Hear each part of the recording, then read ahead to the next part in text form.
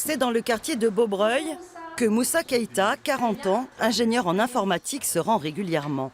L'antenne limousine de la Fondation FAS, engagée dans la lutte contre toute forme d'exclusion, l'accompagne.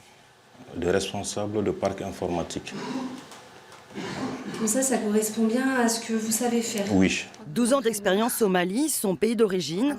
Il a notamment travaillé au sein d'une ONG américaine. Depuis 1 an, Moussa Keïta recherche un poste d'administration et exploitation de réseaux informatiques. Franchement, j'ai la discrimination, oui, dans le sens où, je ne dirais pas négatif ou de façon méchante, mais dans le sens où on ne te connaît pas. Voilà. Quand on ne te connaît pas, les gens se méfient. Sans réseau, difficile de faire aboutir une candidature.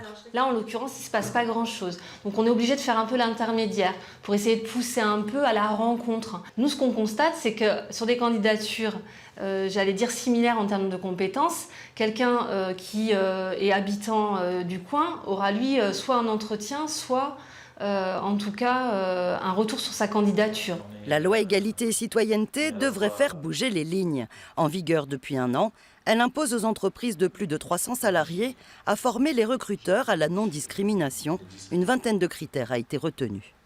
Il faut avoir conscience que ces critères-là existent, mais je pense que la clé d'entrée est vraiment d'essayer le plus possible de se débarrasser des préjugés qu'on peut avoir lors d'un recrutement et d'essayer de ne pas tenir compte de la situation de la personne voilà, sur sa vie familiale, d'essayer de ne pas tenir compte si la personne est une femme, un homme, de ne pas présupposer que telle personne est de telle origine, donc va se comporter de telle et telle manière, mais vraiment se concentrer sur le parcours, les compétences et le potentiel de la personne. Cabinets de recrutement et agences d'intérim sont aussi concernés par cette loi encore méconnue.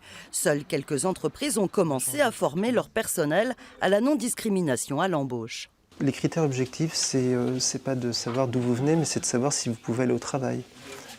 C'est de savoir si vous avez la compétence et le diplôme avant de savoir quelles sont vos origines, bien évidemment. Donc c'est toujours ramener au concret. La Fondation FAS Limousin met en place les premières formations.